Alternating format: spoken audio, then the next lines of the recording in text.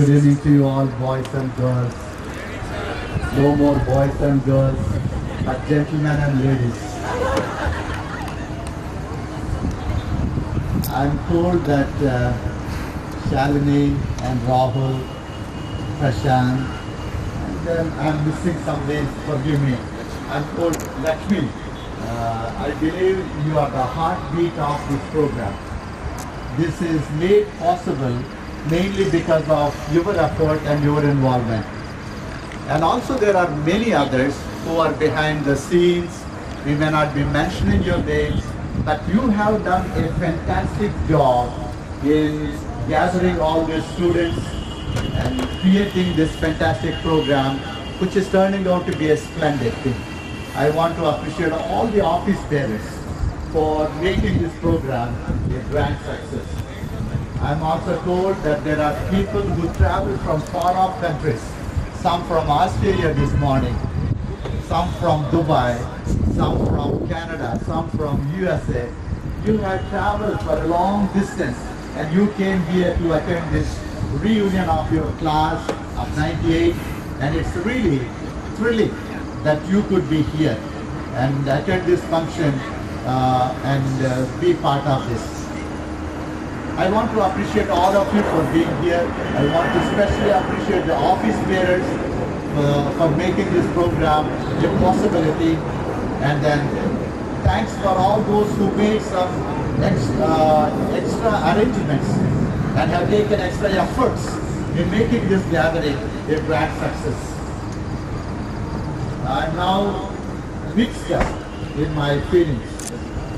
I'm not getting the appropriate words to express how joyful I am and how delightful these moments are at this time. Then many years back, at least 20 years back, I used to call you and shout at you and say you are a bunch of rascals, good for nothing. But now I see you as great achievers in life. I see you as the champions of the race. I see you as great accomplished people. And I'm absolutely delighted. So great is my joy to know that you have passed on from that stage and you have grown so big. I'm so happy. I'm also happy that some of our teachers, like Maxwell sir, who is now presently working as the principal of one of the schools here in Surat, is here. And I'm also happy that the present school principal, Mr. Ravi, is here. The present vice principal of our school, Mr. Nabil, is here.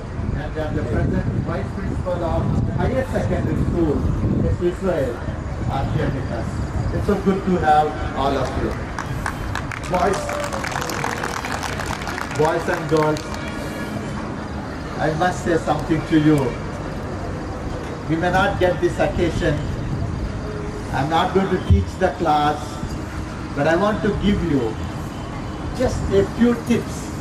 And I trust that you will remember this as you continue the journey of your life and as you achieve great things in the days to come. One thing that I want to say, and I want to admonish you for is, every one of you who is seated here, and every one of you who is here in this class reunion of 98, I want to say this to you. I want each one of you to have a special vision of your life. Everyone. Have a great dream, have great aspiration, the dream to accomplish something, dream to achieve something and accomplish something in life. I don't want you to realize that you are a common person. I don't want you to think that you are one among the multitudes. I want every one of you to think you are created to create records on this earth. You are a person who is belonging to the champion groups There is a blood in you that will elevate you, and you should be a champion for your life. Have a dream, have aspiration, and have a goal that you will become something in the days to come. Not one among the multitudes, but special one to create some sort of records in the days to come. Have a dream.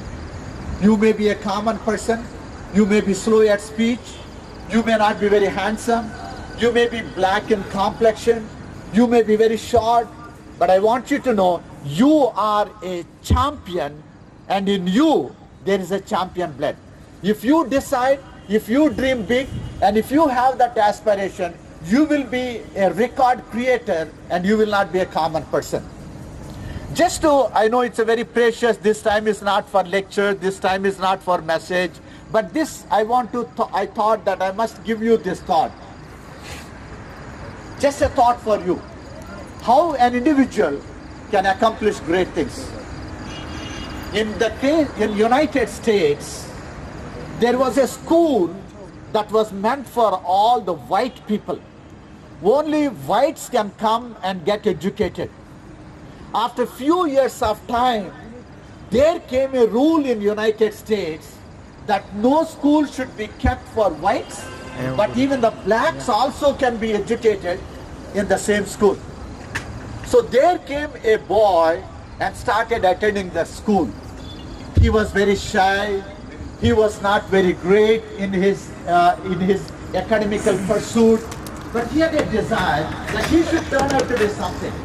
So he would come slowly, sit in a corner of the class, and he had the desire that one day he should be great. He reached to 7th standard. One day in the 7th standard, his English teacher gave an assignment. The assignment was, she said, I want you to write an essay, what you would like to be after 20 years of time. So the students went, most of them were white students, but there were one or two black students and also this particular boy. He wrote on that day that I want to be a Hollywood actor. And he turned in that essay to the English man, the white lady. White lady read this essay, and she was so furious. She came next day to the class. She invited all the students, and after finishing and returning their essays, she called this boy specially, and she said, "Did you write this essay?" She said, "Yes, ma'am, I wrote this essay." He said, "What did you write in your essay?" He said, "Ma'am, I wrote in my essay that I would like to be a Hollywood actor in the days to come." Then the teacher looked at this boy's eyes and she said, "Was your father an actor?" He said, "No, ma'am." "Was your grandfather an actor?" He said, "No, ma'am." "Was great-grandfather an actor?" "No, ma'am." "Was your mother an actress?" He said, "No, ma'am." "Why did you write this letter? Why did you write an essay? How do you think, how dare you are to write that you can become a Hollywood actor? How dare you are? What do you think of yourself? You are just a common fellow. You can't be a Hollywood actor. How dare you are to write this letter?" But the boy said, "Man, in spite of whatever you are saying, I still have the desire that one day I should be a Hollywood actor." She said, "Stop this nonsense.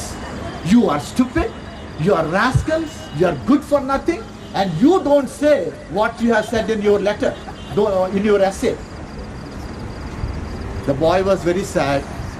There were thin layers of tears in his eyes. He went back, he sat on the sofa, and he was crying bitterly because his teacher insulted this boy so bitterly. While he was crying, at 7 o'clock in the evening, father came from the coal mines and he asked this boy, "Why are you crying, my son?" Then the son said, "Sir, Dad, my teacher gave me an assignment, what you would like to be. I said I want to be an Hollywood actor, and my teacher said, you are stupid to write this kind of essay. Change your essay and bring." That's what my teacher told. Then father said, "Son, stop crying." Then he asked, do you really have desire to be a Hollywood actor? And the boy said, yes, Dad, I want to be a Hollywood actor. And then he said, take your essay, stick it onto the refrigerator. And I want you to read this, I want you to read your essay every time you open the refrigerator. When you open your refrigerator for water, I want you to read this essay. When you open the refrigerator for taking your fruits, I want you to read your essay. When you open the refrigerator to eat food, I want you to read your essay. Read your essay whenever you open your refrigerator. The boy read that essay again and again, and for 15 years he read that.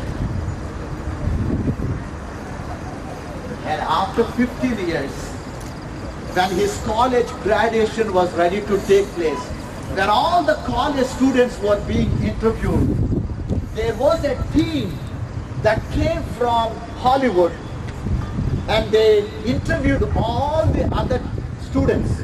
But they interviewed this guy, and they found out that he was having a great interest in Hollywood, and he was a great actor. He can turn out to be a great actor. Eventually, that he invited him to be a Hollywood actor. And this boy is none other than the name that you know. This is Steve Harvey. Do you know, boys and girls? He not only became a Hollywood actor, but his name was given for Oscar awards 11 times. 11 times his name was given to be an Oscar award winner. And today, he is a writer, he is a screenplay writer, he is an actor, he is a director, and this man today is controlling 21 TV channels in the world, and he's still there. Steve Harvey, the greatest actor, the black actor in Hollywood. Steve Harvey. Perhaps some of you might have watched his movies, some of you would have talked about him, but I want you to know, boys and girls, if you have a dream, if you want to accomplish something in life, there's no limit. So this morning, I want to admonish you, and I want to give you 3 thoughts. I want to give you 3 important points for your life. The first point I want to tell you, my dear boys and girls, the first thing I want to tell you is, go beyond borders. Don't create borders around you and limit your faith, limit your growth. Go beyond borders, cross the frontiers, go, look beyond the horizons. The world is open to you. The greater your dream is, the greater your accomplishments are. Go beyond the borders. And the second thing I want to tell you is, don't be satisfied with what you are now. Don't be complacent. Don't be satisfied if you are a businessman, if you are a textile businessman, if you are a diamond merchant, if you are someone in United States, someone in Australia, someone in Dubai, married to great people. Don't be satisfied. Don't be satisfied that. Don't be complacent of what you are. And my third admonition to you, my dear boys and girls, bloom wherever you are planted. Wherever you are planted.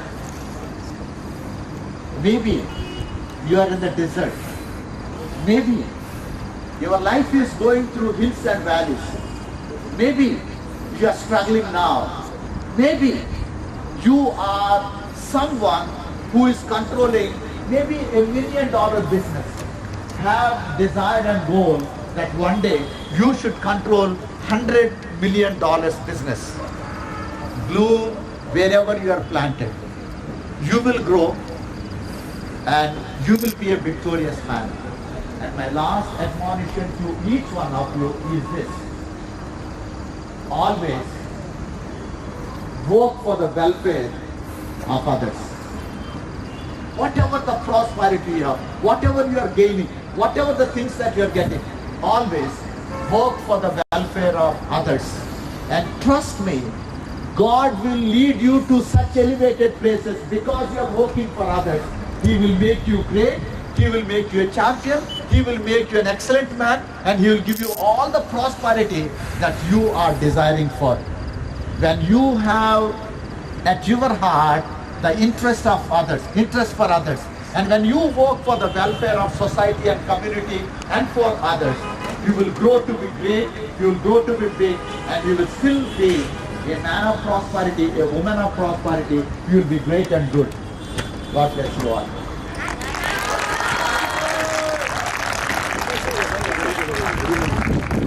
Very thank you, sir. It was a wonderful speech and wonderful piece of knowledge. Mr. Maxwell, sir, can you come up on the dais? Somebody say wow.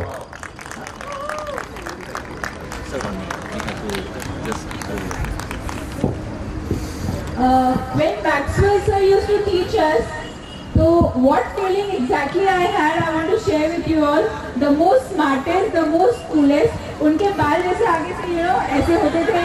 That was really very nice. And the way I still remember the way he taught law of diminishing marginal utility. अभी मेरे बेटे को भी मैंने पढ़ाया. I taught him, and I remember when I was teaching him, I was remembering bar Maxwell sir. मैंने बोला हमारे economics sir ने हमें, he used to teach like that. So, Maxwell sir, you have been very smart, and still you are very smart. Yes, and smarter. So we would like to felicitate our dearest Principal Sir and Maxwell Sir, Lakshmi Malpani, Suraj, Naveen, Vinny, Ajay Bhattar.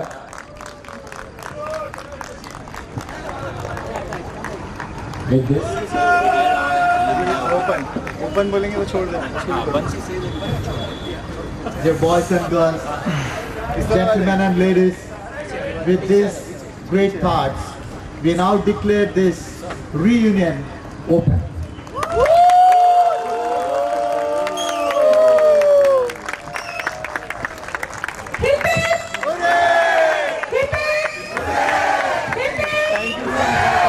Taking our time, sir. This is a personalized gift we made for you. guys, we made a personalized gift for both of the sirs with their photos inscribed on the pen as well as the diary. Picture. Thank you all for this wonderful gift. Picture. Well, students, my happiness has no bounds. And then you are all students, but for Jeremiah sir, we were also students. We were following his footsteps, and then we have gained so much in our lives. The best time that I ever had is from 1992 to 2001 in Seventh Adventist School under the guidance of Jeremiah sir. We have worked very hard, and I want to tell you this, it was, I was taking some time to recognize your faces when you all came together, to me, and then I was just looking at your faces. You might have felt that I have not recognized you, but when I sat there, I started recollecting all the events that were taking place. I remember your graduation day, the way you used to dance, and then, we had wonderful time. One advice to all of you is that, fine, as little ones in front of us, you have grown, and then all of you are having children. And in this world, we call it as Kaliyug nowadays. You have learned everything in the school. Guide your children the way you were grown up in school and give them advice. Because the world that what we are living in is very dangerous. So give advice to your children, and then you will be the blessed parents. And thank you so much. I really enjoyed, and then it's a great 1998 batch. We love you all. Thank you so much, sir. Sir, one this. Yes. One this of yours. One, sir. You want us to do like this? Yes. Thank you so much. Okay. It was a wonderful speech by our mentors. Can we call upon Mudita for a wonderful performance?